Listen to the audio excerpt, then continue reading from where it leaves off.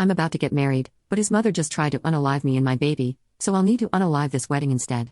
I'm sorry in advance if you don't understand my English. I try to improve every day, but it's difficult for me. I am 29 years old, and I have been with my partner for 12 years now. Ever since we got together, his mother has made it clear that she hates me. I never understood the reason, but I think it is out of jealousy, given that before me, he was a complete mama's boy. My partner proposed to me when we discovered that I was 3 months pregnant, and of course, I said yes. I was very excited and quickly began the preparations. I hired a wedding planner, and from there, everything went wrong. My mother-in-law told everyone that I was a bad woman for not taking care of my own wedding and that I was tying up her son with a pregnancy. She planted in everyone's mind that I was a lazy and irresponsible woman. We have a shared savings account and have been able to save a lot over the years, so we both paid for the wedding since we have been together for so long. We always said that if we ever separated, we would split the account in half. Now that we were going to get married and have a baby, we used it for planning. However, my mother-in-law insisted that the tradition is for the bride's father to pay for the wedding. Since I don't have a father, she argued that I should take care of the expenses. My fiancé told her that this idea was stupid and that she should stay out of our finances. He made it clear that he wasn't asking her for money. Despite my boyfriend threatening not to invite her to the wedding, my mother-in-law continued making comments like that. Everything collapsed when I tried some dishes from the banquet and realized that they contained nuts and other ingredients to which I am allergic to, even though I swear I had reported my allergies to the coordinator. I ended up in the emergency room, but luckily nothing happened to my baby. My boyfriend asked the organizer for an explanation, and it turns out he never received my list of allergies. We communicated by email, and we kept everything saved on a document containing all that information before we sent it to the coordinator, but when the coordinator got the document, it was missing all the things I was allergic to. My husband has the document saved on his mother's computer, which was our old computer. My husband didn't hesitate and immediately accused her of it. He also told her that he no longer wanted to have any contact with her. As for me, I began to rethink my entire situation. He has already said the same words to his mother before, but eventually brings her back into our lives. I can't trust his words. I don't plan to risk it again, especially not with my baby. It was clear to me that she didn't care that she could have put her grandson's life at risk. I love him with all my heart, but right now, I have more love for my son and also fear of his mother. Little by little, I started canceling things, and when it came time to return certain deposits, I put them in the savings account. My partner did not realize this fact until he went to the place where we had ordered the cake to ensure the ingredients and discovered my cancellations. He called and asked why I had canceled it, and I asked to meet up instead, and so we did. I told him that I no longer felt safe about getting married, that I loved him, but I didn't feel secure about being close to his family, and that I wouldn't marry him but wanted him to be a part of our baby's life. He assured me that he was willing to stay away from everyone for both of us, but I couldn't believe him. He had already said it before, and a few months later, we were back to the same situation. I remained firm with my decision and returned the ring. I also showed him everything I could return to the shared account, explaining that what they would not refund I deducted from my part, and I had already divided our money, taking out my share. It's been a week, and I'm devastated, and of course, he is too. Our mutual friends have told me that some think I did the right thing, while others say I was miserable. I am only looking out for the health and well-being of my baby and myself. His mother started spreading the rumor that it was my ex who broke up with me when she discovered that my son was not hers, and as a result, I have received comments calling me some really nasty and derogatory names. Edit. I'll share 3 instances of what my mother-in-law did, how my ex reacted, and how long it took for him to let her back into our lives. These events will not follow chronological order, but rather from least serious to most serious. First, my mother-in-law paid a mutual acquaintance of mine to tell my boyfriend that I was cheating on him.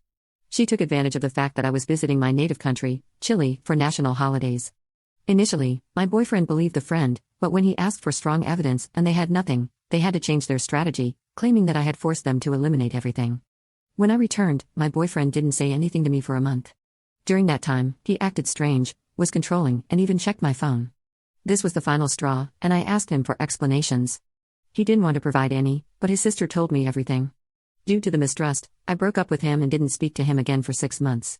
After he apologized to me and showed that he had kept his mother and my friend away from him, we got back together.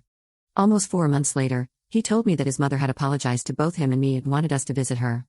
I never received a direct apology, she only apologized to her son.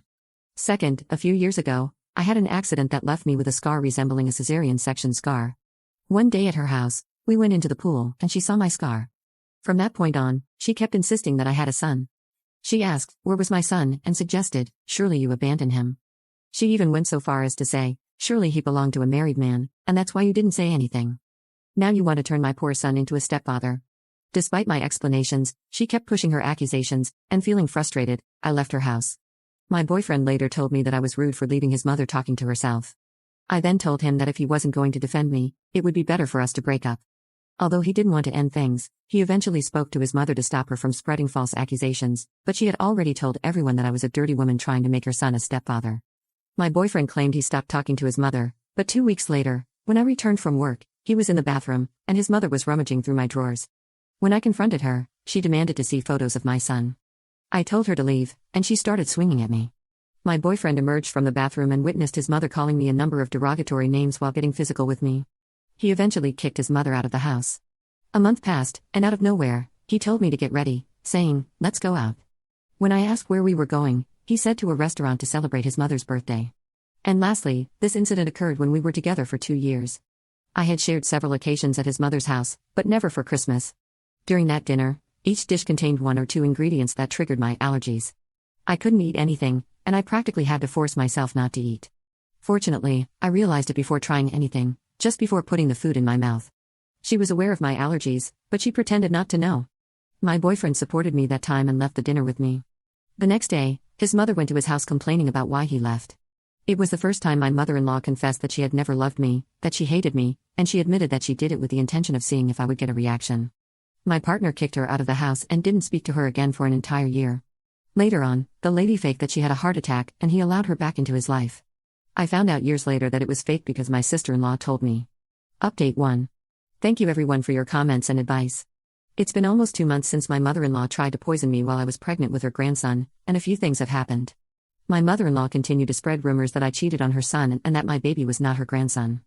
I was fed up, and I asked my ex to come forward and refute everything his mother said, but he didn't do it.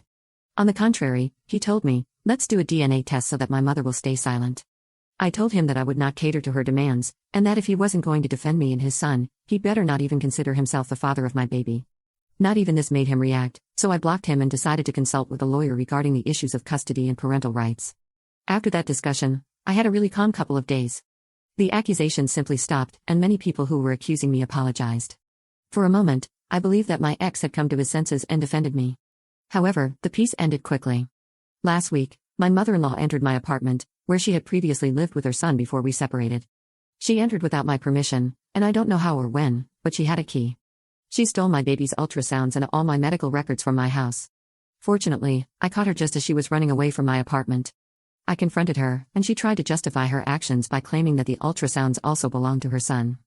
When I asked her to return what she had taken from my house, she started yelling at me, saying I was taking her grandson away from her. I reminded her that she had tried to unalive her grandson and had disowned him. That's when the confrontation turned physical, and my neighbors came out when they heard the screams and defended me. One of them called the police soon after. I reported her for the burglary and physical altercation, and I also tried to report her for the poisoning. When they arrested her, they discovered that she had also stolen my passport and money. She tried to justify her actions by saying she was afraid that I would flee the country with her grandson. After that scandal, my ex came to my apartment, complaining about me reporting his mother. He also tried to get physical with me, but at that moment, his sister and brother-in-law were there, and they defended me. Before this, he had outbursts before, but he had never tried to harm me. I must say that my sister-in-law has always been and is very kind to me. She was the one who always defended me, the one who set limits for her mother, and it was her who spoke to every person who accused me of doing immoral acts and explained to them what my mother-in-law did to me. With everything that happened, I no longer felt safe in my apartment. So, I made the decision to return to my native country before my baby is born. While I gather all the necessary things and receive the discharge from my doctor, I am staying at my sister-in-law's and her partner's house. Regarding the legal issue, I must say that I am considering not continuing with the complaint.